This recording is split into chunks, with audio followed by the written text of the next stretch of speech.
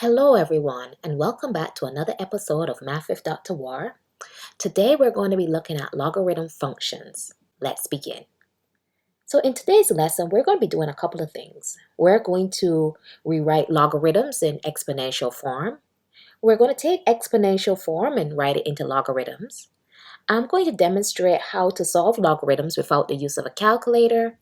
And I'm going to show you also how to solve logarithms with a calculator. Now, the logarithm form is written like this, and this is read as the log of base b of x is equal to y. Now, in logarithm form, the b right here represents your base. X right here, we call that the number. Some people call it the argument, but I like number better. I find students remember that word better than argument. And then the y, we call that your exponent. So again, this is read as the log of base b of x is equal to y. Now, if we have the logarithm form, we can write it in the exponential form. Notice that in the logarithm and in the exponential form, your base is always b. Notice this is where your exponent would be, and it's equal to the number. And that is it. As long as you can convert from one form to the other and you know what role every variable play, you'll be okay. Let's rewrite in exponential form. Here I have the log of base 3 of 7 equals to x. My base is 3. That's my exponent equals to 7. Don't get confused if they write it backwards. If you don't like it in this form, you can always rewrite it as the log of base 5 of x equals to 3. So we know our base is 5, our exponent is 3 equals to x. Here I have the log of base 5 of 125 is equals to 3. So again, we're writing in the exponential form. So the log of base 5, so my 5 is the base, and there's my exponent 3 equals to 125. This example demonstrates that if you have logarithms, they can be written as exponentials.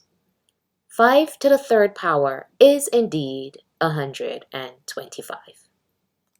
Now here we have to rewrite in logarithm form. So remember, in your logarithm form, we're going to have to start with the word logs. Who's our base? 12 of x equals to your exponent 2. So I have log, who's my base? 13. What's your number? 169, and it equals to the 2. So sometimes what I usually do is I draw an arrow from my exponent telling me it's supposed to be over here. And the 169 is supposed to be over on this side. So here I have the log. Your base is always the same in both the exponent and the logarithm form. So I know the 8 is supposed to be on the left and the exponent is on the right. Now, in many pre-calculus classes, they're going to ask you to evaluate your logarithms without a calculator. So your first step is you write an equation, then you rewrite it in exponential form, and then you solve. The log of base 2 of 16 equals, and I'm going to make it equals to y. So write as an equation. Then I'm going to take my logarithm and write it in exponential form. This will be 2 to the y equals to 16. Now I'm going to try to get everyone as the same base. So 2 to the y equals, and I'm going to write 16 as a base of 2. Now I know 16 is 2 to the 4th power. Once I have them as the same bases, y has a value of 4. And you're finished. You didn't need the calculator at all. Let's try it again. Equals to y. So remember, write it as your equation. Now we're going to write it as the exponential. 3 to the y equals to 1 over 81. Now try to get everyone as the same base. So 3 to the y equals, how would I write 81 as a base of 3? That is 3 to the 4th power. Then I have 3 to the y equals, now I don't want this as a fraction. So this would be 3 to the negative 4. So notice how your exponents are playing a role in here. So I'm taking it from the positive form to the negative form. And then once your bases match, y equals negative 4. Here I have the log of base 64 of 4. And then again, let's make it an equation equals to y. Let's write our exponential. That would be 64 to the y equals to 4. We're going to write 64 as a base of 4. So that's going to be 4 to the 3rd. But notice you still have the y. So that's 4 to the 3y. So that's 4 to the 3y equals to 4. Now this 4 has an exponent. It's a 1. Now my bases are the same. So 3y equals 1. But remember, we want to solve for the y. So I'm going to have to divide both sides by 3. So y has a value of a 3rd.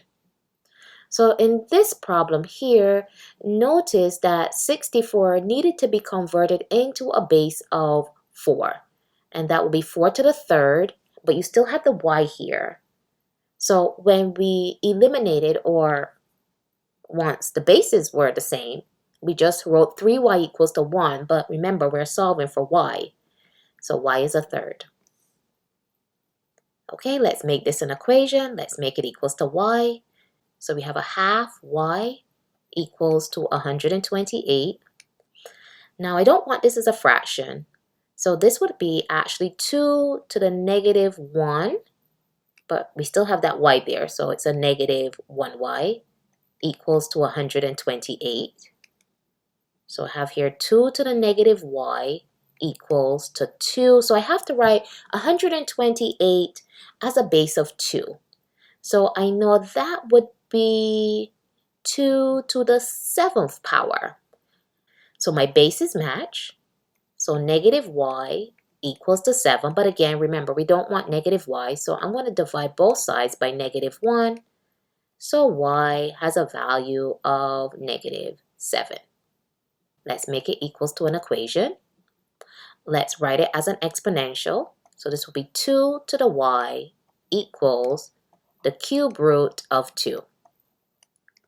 So I have 2 to the y. Okay, let's take this from the radical form to the exponential form. So this will be 2, and this will be raised to the 3rd power. Remember, that's your root, and this is your exponent. So it's 1 over 3. And then notice my bases match, so y is equals to a 3rd. Don't be scared of the radicals. Make it equals to y.